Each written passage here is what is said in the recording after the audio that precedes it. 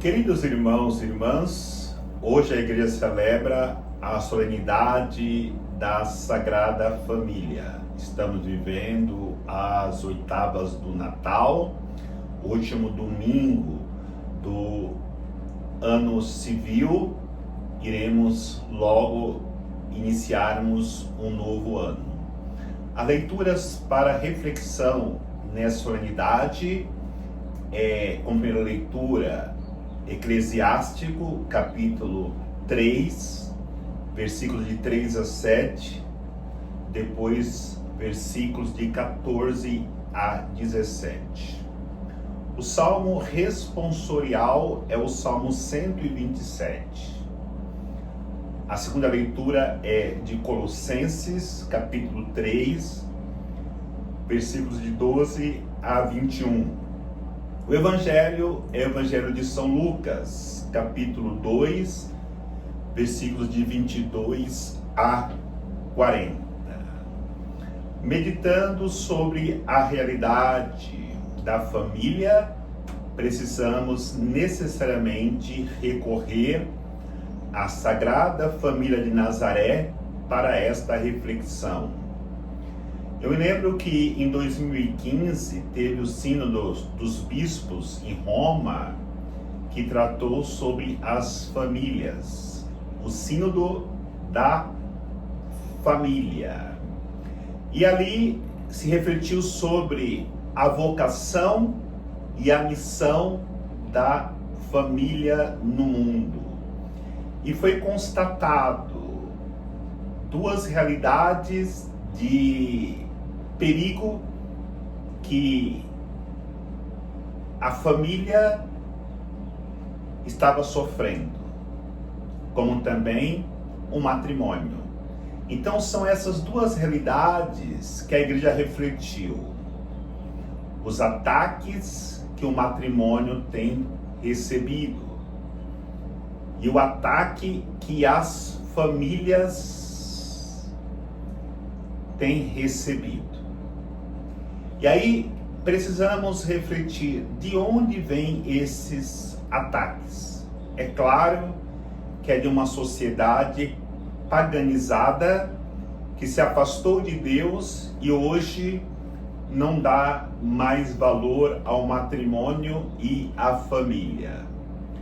Agora, nós sendo cristãos, ao vivermos o cristianismo, nós podemos blindar a nossa família desses ataques. Porque, na verdade, os protagonistas que fazem a família são os filhos, os pais e as mães. Não é a sociedade pagã. Então, no momento que vivemos como família, segundo o projeto de Deus, para os filhos, para os pais, para as mães, pode vir o ataque que vier, jamais a família será destruída. E aí nós encontramos na liturgia da palavra, que nós apresentamos os textos, conselhos para todos. O livro do Eclesiástico, podemos dizer assim, é o livro dos conselhos. Tem conselhos para os amigos, tem conselhos para as mulheres, tem conselhos para as famílias, tem conselhos para quem quer ser de Deus, mas o texto de hoje, de maneira muito específica, traz conselhos para os filhos. E aí é importante nós refletirmos na palavra-chave que encontramos no texto de hoje do Eclesiástico, que é os filhos honrar os pais. Como é que os filhos podem honrar os pais? Primeiro, vai dizer lá o livro do Eclesiástico, é dar para eles a honra. Como que um filho pode dar honra ao pai? Na hora que a sociedade, ou até mesmo a igreja, vai dizer: aquele rapaz, aquela moça é um rapaz, uma moça honesto, justo, moral, ético. No momento que um filho se forma na faculdade, no momento que o filho tem um bom casamento, no momento que o filho ou a filha são bons cristãos, os pais ficam honrados com isso. Vai dizer para todo mundo: aquele é meu filho. Então, esta é uma forma de honrar os pais. A segunda forma de honrar os pais é cuidar deles na velhice, vai dizer o Eclesiástico. Porque muitas vezes, quando os pais entram na idade avançada, muitos filhos o abandonam, colocam no asilo ou até mesmo deixam sozinhos em casa.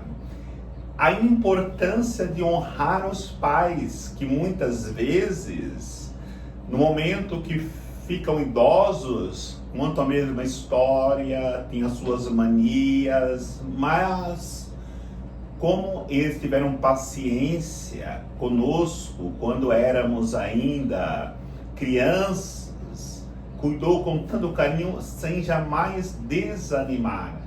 Por isso, nós não podemos de maneira alguma nos desanimarmos de ajudar os nossos pais nas suas necessidades. E o que é bonito nesse livro do Eclesiástico, que não é somente um pedido para fazermos a nossa obrigação como os filhos, mas também promete bênçãos. Aliás, o mandamento que fala dos pais, o quarto mandamento, é o único mandamento dos 10 mandamentos que vem acompanhado com uma promessa: honrar pai e mãe para que sejas abençoado na terra. E dentro da leitura de hoje, fala de algumas destas bênçãos. Quando orardes, serás ouvido. Quem honra o pai, na hora que reza para pedir o que for, será ouvido por Deus. Ajuntará tesouros nos céus.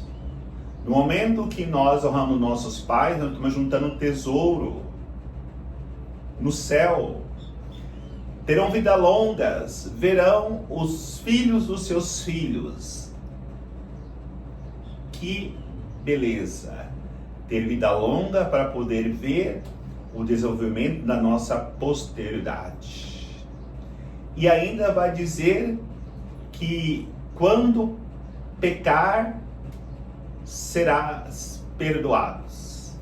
Quando nós pecamos, teremos o perdão de Deus. Então, estas são apenas algumas promessas de Deus para aqueles que honram os pais.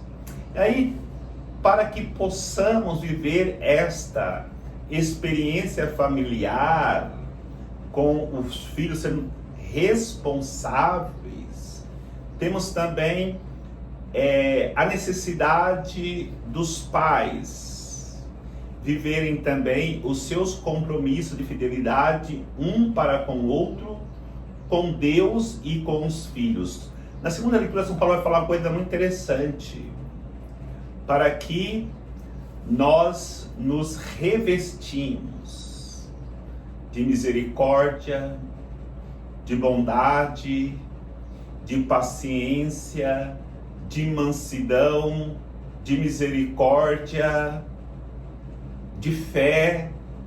Então, quando ele fala para nós nos revestirmos disso, vai falar para nós que precisamos vestir essa roupa de vários tecidos para que haja comunhão na família. Então, ele vai dizer ainda que precisamos dar um toque de maneira especial nesta nossa vida de revestirmos das graças de Deus. Ele pede colocarmos um cinto que vai dar aquele toque especial, que é o cinto da caridade. Como que é importante vivermos a caridade nas nossas famílias. As famílias se destroem hoje por falta da vivência da caridade, um ajudar ao outro. E nessa vivência da caridade, os pais têm uma grande responsabilidade. E é muito importante nós refletirmos naquilo que diz São Paulo, na leitura de hoje, de Colossenses, dizendo para as mulheres que sejam solícitas aos seus maridos. Quer dizer, mulheres, sejam submissas aos vossos maridos. As mulheres não gostam muito dessa palavra, de ser submissas, porque perguntam, e os homens também não devem ser submissos às suas mulheres? São Paulo vai falar para os homens algo que é muito mais profundo do que disse para as mulheres, porque vai dizer bem assim para os homens. Homens, maridos, amai vossas esposas como Cristo amou a sua igreja. De que maneira Cristo amou a sua igreja? Dando a vida pela igreja. O que é mais forte? Ser solícito, ser submisso, ou ser submissa, ou dar a vida? Então, o que São Paulo fala para os homens é muito mais comprometedor do que ser submisso.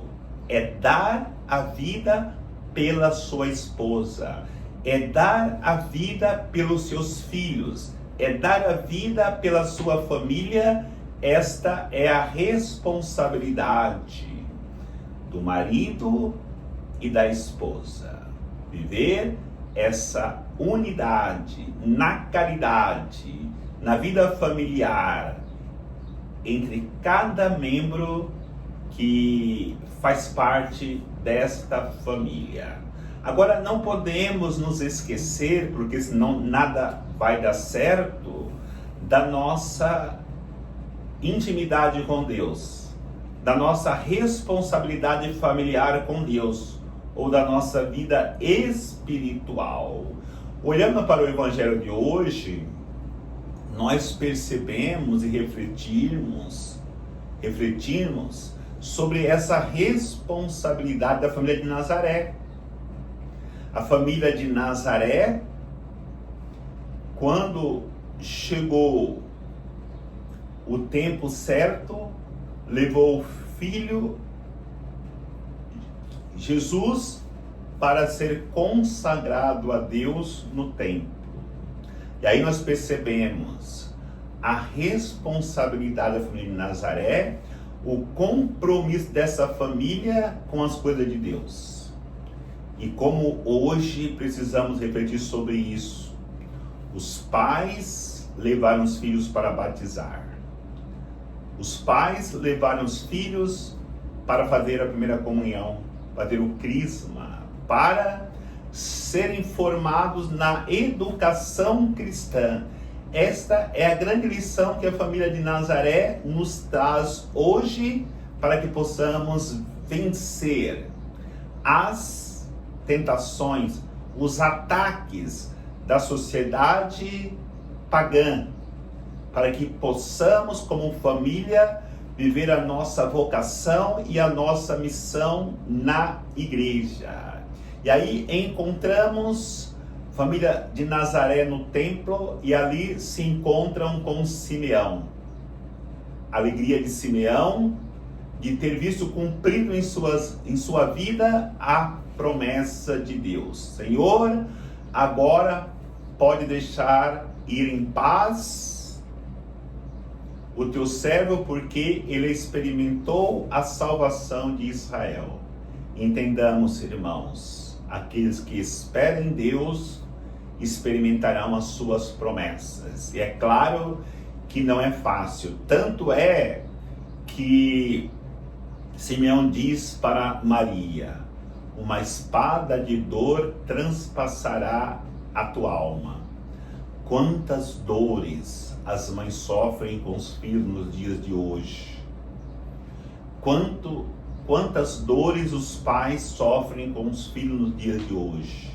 No entanto, se nós somos de Deus, se nós colocamos nas mãos de Deus a nossa família, suportaremos tudo como Maria e como José e sairemos vitoriosos com a nossa confiança unicamente em Deus. E ainda encontramos no Evangelho de hoje Ana, aquela que fora casada, ficara viúva e se colocou a serviço de Deus.